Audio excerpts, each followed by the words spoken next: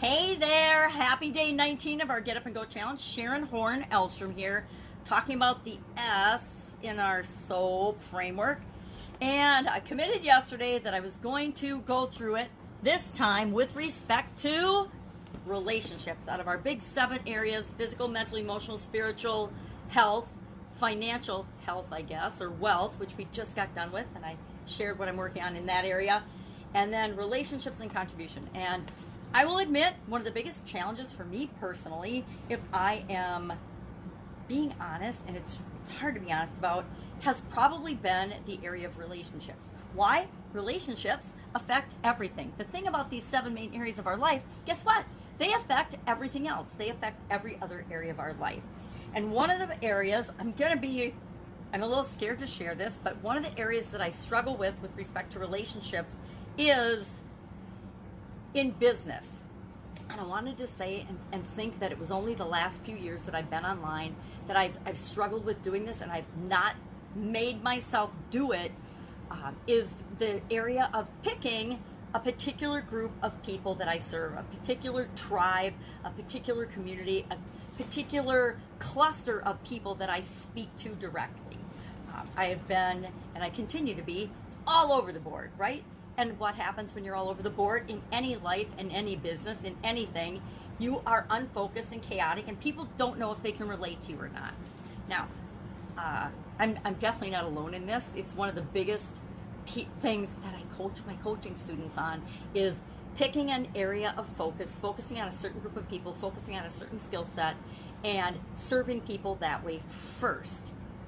I don't know why I'm resisting it, but in April, when I did this challenge the first time, I guess relationships is the area that I am really going deep on with respect to the SOAP framework, and consciously using the SOAP framework, not just letting it run subconsciously on me, because whenever we have something that's running subconsciously and automatic for us, we continue to get the same results we've already been getting. So if I want to change something, I need to consciously think about it, and I need to ask questions about it and say, is where I am, which is what S is all about, right? Our situation.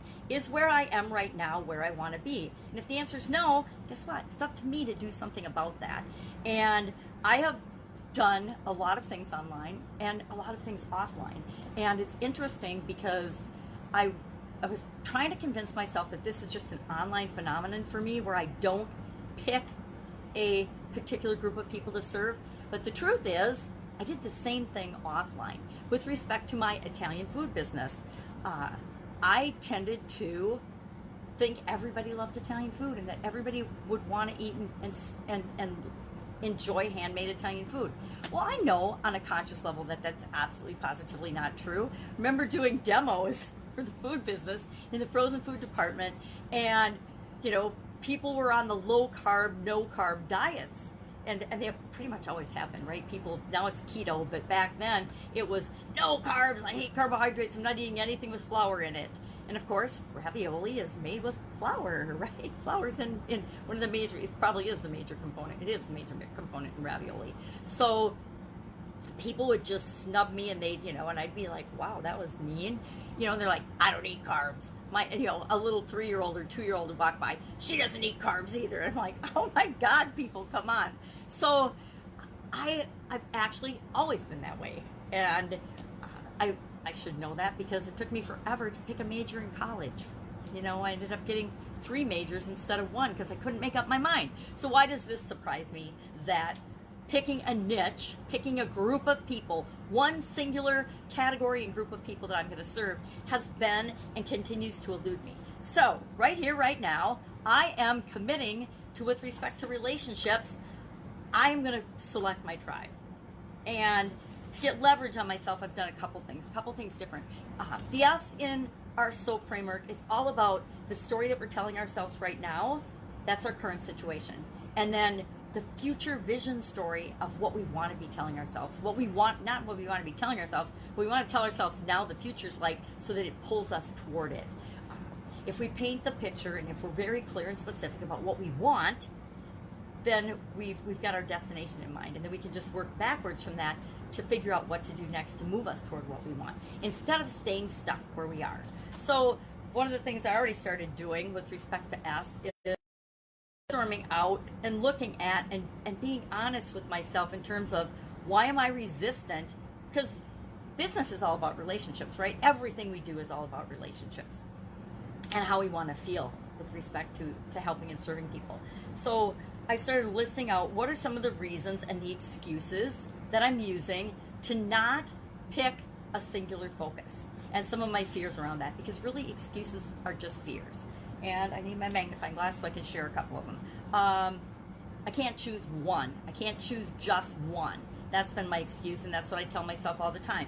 I don't know who I resonate with, and that's mainly, I don't know who's going to like me and who's going to want to hear what I have to say. I'm too different, weird, unique, freaking crazy. I'm scared to choose one. What if I make a mistake and I choose the wrong group of people? What if I, pick a group and they hate me? That's actually my next one. What if I let them down? What if I don't know? How often do we tell ourselves we don't know who we serve and who we're here to help?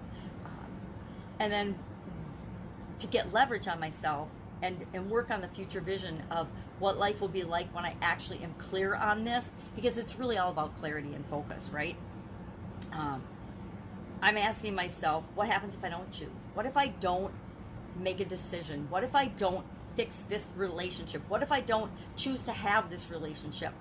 What if I don't choose to take care of myself physically, mentally, emotionally, or spiritually? What if I don't choose to make decisions and choices to create the future financial relationship that I want? This is a great way to really get emotional leverage on myself and on yourself. If we think about, and I'm sure I learned this from Tony Robbins. Obviously, Tony Robbins, been following the guy for 4 decades, has had an impact on the way I automatically ask questions and behave and think about things. Just like Think and Grow Rich. I can't not live and learn the lessons that I've learned from that book. So I use the 7 whys to ask myself, why do I want the future that I want? But part of that, what comes up is, how do I let go of these fears and these excuses that have been holding me back from creating that thing that I want? And what am I afraid of? Is it afraid of success, afraid of failure? And facing our fears and our past beliefs, because all of the reasons that I haven't selected that one core group of people that I serve, it all stems from fear, false beliefs, beliefs or things that I think are true and that are preventing me from doing that. So I'm committing here and now that I'm going to go through these exercises and pick that. Actually, back in April, I started going through the book, Excuse Me, Your Life is Waiting Playbook by Lynn Grabhorn. I love this playbook.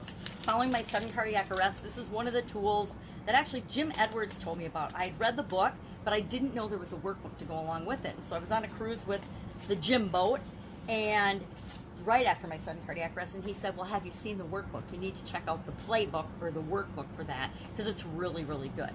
And I did, and it took me almost a year to get through it the first time. Now, I busted myself yesterday realizing that I'm only on page 68. It's a pretty thick book, only on page 68, because COVID and life and excuses and resistance have gotten in the way, and I just haven't been doing it. I was doing it every day, and then somehow I got sidetracked, and I wasn't doing it. I can say, oh, I was at the cabin this weekend, so I didn't take it with me, but that's a lie, because it was actually with me. I just, over the last couple of weeks, have gotten sidetracked, and I literally haven't been doing it. So last night I started, because I knew I had to do this area, going back to and working on the little playbook. And one of the exercises, I'm in actually the whole section about our patterns, and can we see patterns and behaviors in other people, because we can always see them in other people easier and faster and better than we see them in ourselves or admit them in ourselves.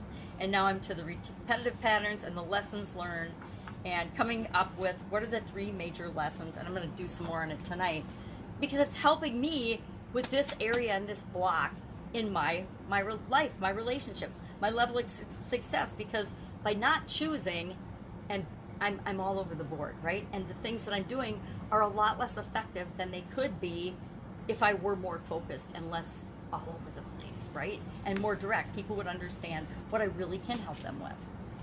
And choosing one thing isn't saying, logically we know that all of these excuses and all of these reasons that I haven't or can't do something are made up, right? So instead of making up reasons I can't do something, I'm going to get leverage on myself tonight, work on really getting clear on my future vision and all of the reasons why I must do it and why it's important for me to do it. And you can use the same kind of a strategy on yourself. How do you take something that you want to do or you would like to do and make it a must do? You do things like this. You do the 7 why deep exercise. Well, why do I want that? Why do I want that? Why do I want that? And you get to the real heart of the matter, the real core for you. And the reason you want to do something may be entirely different than anybody else, but it's your reason, it's your motivation, it's what's inside of you that gives you the fire to want to go out, and the energy and the creativity and the imagination to figure it out for you. Because we can model other people, we can learn from other people, we can take advice from other people, but until we actually act on that advice and test it out on ourselves, we don't know if it's right for us or not. So I say, you are the only real expert of you. We can learn from teachers, we can learn from other people, but bottom line, it's up to you to experience it for yourself and figure out the bits and the pieces that absolutely positively work for you and are right for you. So that's our S today. S today is all about, in our SOAP model, the story, your situation. What are you telling yourself right now? And being brutally honest with what and where you are right now. What and where I am right now is painfully with respect to this particular topic, relationship, of picking a tribe, a specific group that I serve and talk to exclusively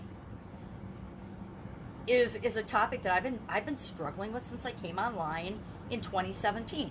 Now, it doesn't mean 800 people and coaches have not told me that I need to do this, and this is the quickest, fastest, easiest way to succeed, because they have. Have I heard that? Do I know this? That's the biggest problem that I and many of us have. I know this. I've heard this before, but I've heard it before and I haven't done it.